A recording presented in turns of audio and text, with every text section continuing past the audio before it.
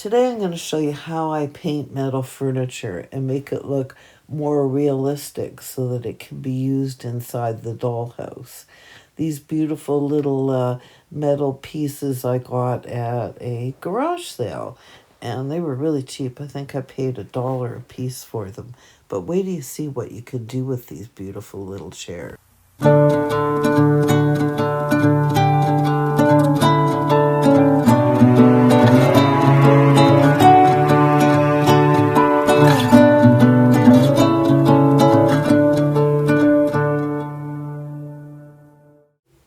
So these chairs are actually little 1/24 scale. Well, I'd say they're between 1/16 and 1/24 scale. But you see the little slit in the back of the chair? Well, these are made to be name card holders. Like for when you're having a fancy dinner, you can put people's name plates on their each of the place settings. And I think there was about 24 of them in the set. You guys could correct me if I'm wrong, but I have seen boxes of 24 of them. So previously, I have painted them up in the past, and these are some that I did in the burgundy.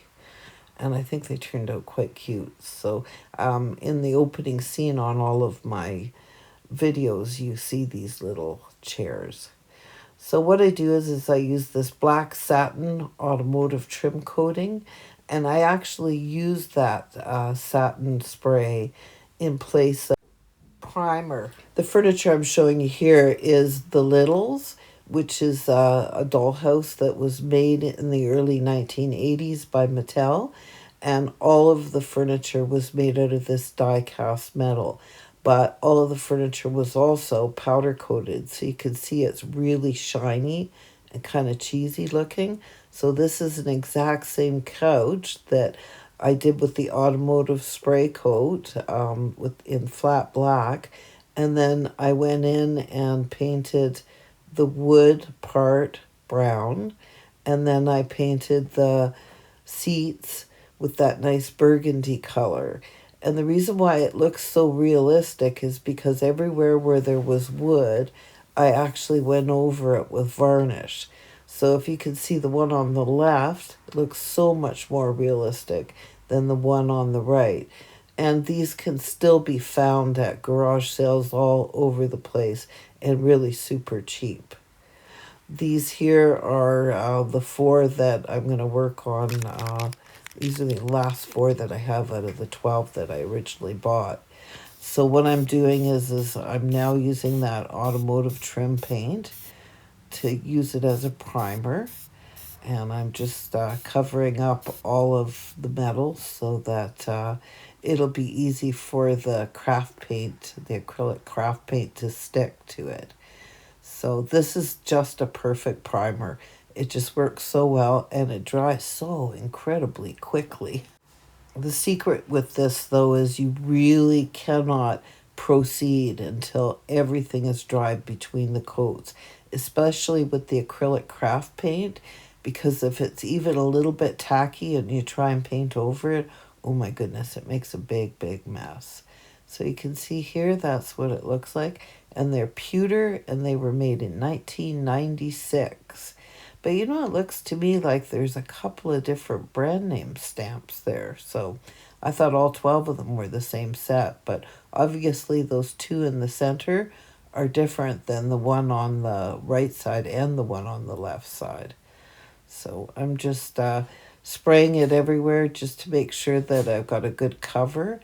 So for the wood, I like to use this burnt umber color. I think it's like just absolutely perfect for making the wood. It's not too red.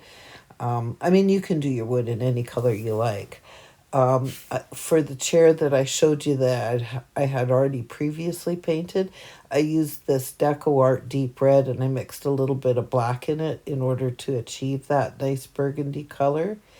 And then for the gold highlights, of course, you can use this Testers, which is a metallic gold paint.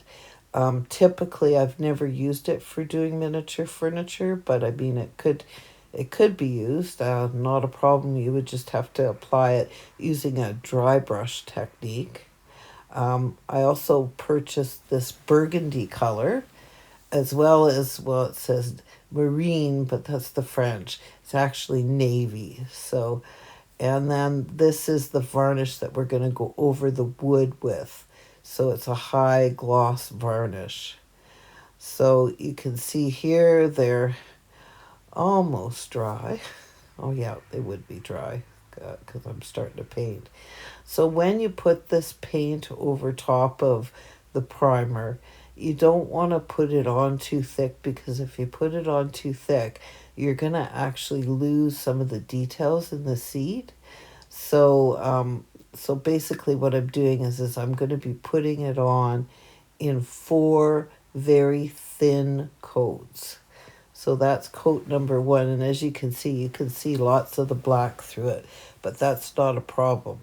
There we are with coat number 1 done on each of these chairs. So you can see it's a real streaky mess, but don't fret about it. Just make sure you let it dry really well between coats. And there you go. There's coat number 2. And you can start to see that it's looking a little bit better now. And that's quote number 4. So I think that it's turned out quite nice. The chairs themselves are still black, so I have to go over it with 4 coats of the burnt umber as well, which I did not do on camera. So this is a Sharpie in metallic gold, and I'm just basically bringing out the highlights, the same as the other chair that I showed you in my earlier example. So, I mean, again, you could dry brush this with a brush. I just find using the Sharpie to do this quite easy to do. So it doesn't have to be perfect. I just think that you just want to kind of graze it very lightly over the details. And yeah, I think that looks really good. I'm quite pleased with using this technique. And I've used this technique as well quite often when I'm doing picture frames. So it just kind of brings out all of the embossing on the chair. So, and this one here has the same pattern on the back of the chair. And I think with this technique, it's kind of less is more. You don't want to go over the entire chair. You just want to go over the areas where there's a nice little pattern.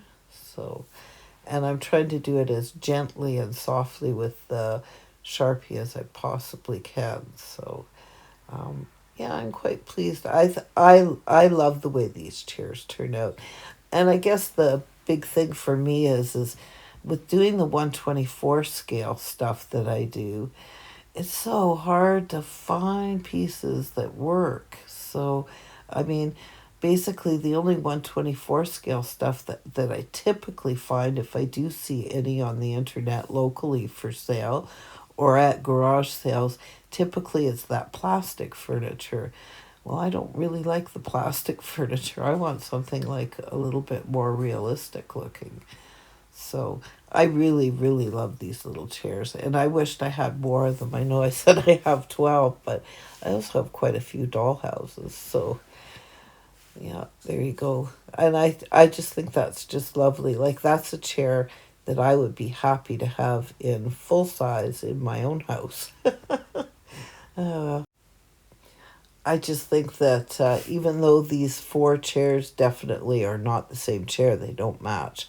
I still think because I've used the same color fabric on them, aka the navy blue paint, and I've used the same burnt umber for the wood, and I've highlighted them all with this gold Sharpie, that if I do a table with the same burnt umber and the same highlighting on it, I think it'll still look like a great little dining room set, and a lot cheaper than purchasing one off the internet, that's for sure. It's just so hard to ever find anything in my scale. My birthday's next week, and my husband's asked me what I want, and I'm gunning for getting some new lighting for some of my doll houses.